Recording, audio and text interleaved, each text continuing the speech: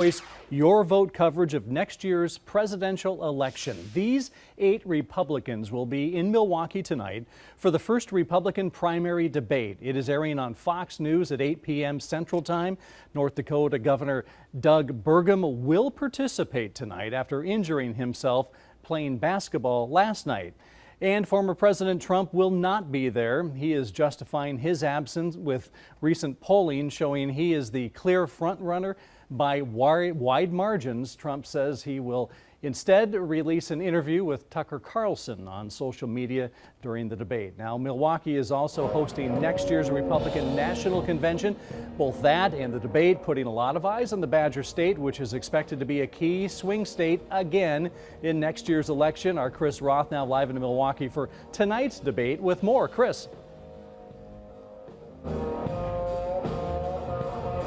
All right, Jeff, as you mentioned, the former president not here, but plenty of his supporters are. As we were walking in earlier this afternoon, they were already out on the street, and that's just Republican voters most likely, but there are also a lot of political supporters here, and that also includes Congresswoman Marjorie Taylor Greene of Georgia, who, as we all know, is a very staunch President Trump supporter. And I was walking by when she was doing an interview earlier, Jeff, with one outlet that asked her what she thought her ideal outcome would be for tonight, and she said that all 8 candidates drop out of the race after the debate and get behind President Trump. Of course, that is not going to happen, but Trump, of course, casting a very huge shadow here, and that puts all of these 8 candidates in a very precarious political position. That is something we discussed with friend of show Craig Gilbert. We've interviewed him many times on the 430. He's the longtime political writer at the Milwaukee Journal-Sentinel and now a fellow at the Marquette University Law School Lubar Center for Public Policy. We visited with him earlier this afternoon.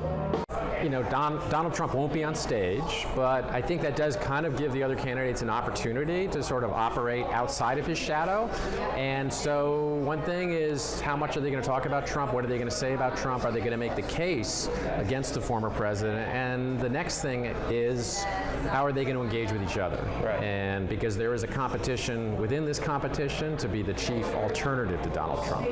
All right, so the alternative to Trump, is that still, in your opinion, because you and I have talked on this program many times, about where the voters are going, and you saw an erosion for him in 2020 from 2016. You've talked about an erosion in typical Republican counties, wow counties, bow counties, that aren't making up for the overwhelming Democratic areas of the state.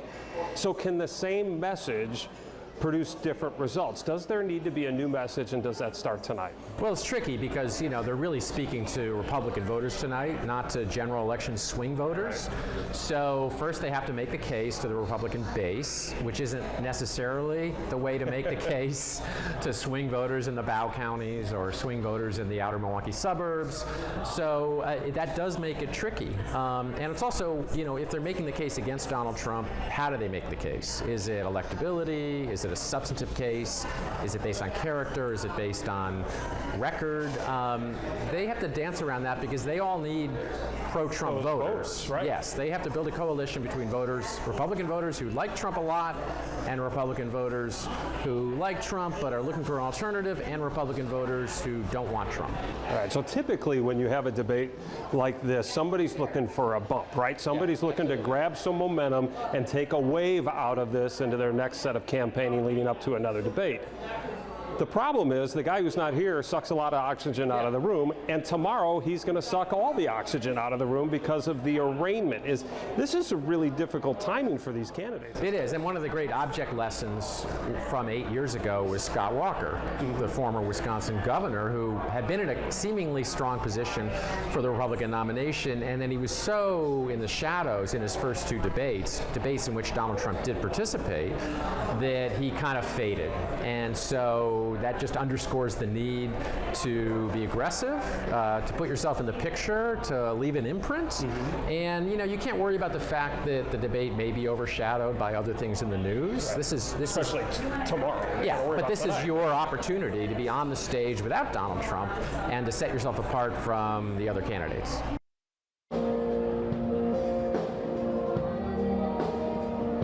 Well, Jeff, as we all know, Wisconsin promises to once again be one of the 5, maybe even just 3 states that could decide the election in 2024, and it is closely contested here, usually, as we know. In fact, 4 of the last 6 presidential elections have been decided here in the state by less than a single point. So Wisconsin voters will be paying attention tonight, but as you heard Craig just say, more Republican voters tonight than those all-important swing voters, but they have swung Democrat recently.